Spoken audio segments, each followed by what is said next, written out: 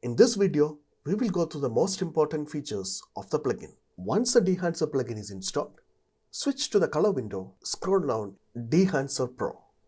Or you can search for Dehancer and apply it on a node. Switch to settings. We will go through the input, film, film grain, film damage and overscan. The first setting is the input. We can select the source, either Rec 709 or any of this. But in my case, I shot this video on a Panasonic GH5. So I choose camera, select Panasonic and boom, it looks like shot on film. I can decrease or increase the exposure. I can adjust the color temperature to make it cooler or warmer. Or I can also adjust the tint and I want to roll off sharp edges.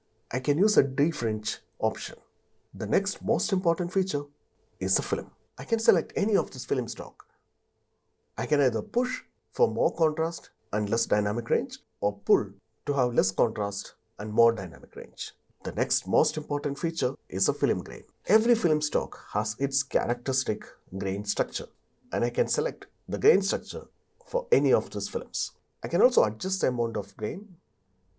I can also choose custom and specify the parameters for a custom grain. The next most important feature is the film damage. As the film gets older, it develops scratches and other artifacts.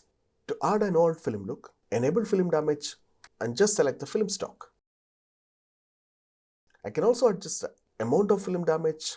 I can also choose custom if I want to set the parameters of damage. If I need the amount of damage to be consistent, untick amount jitter. The next most important feature is the overscan.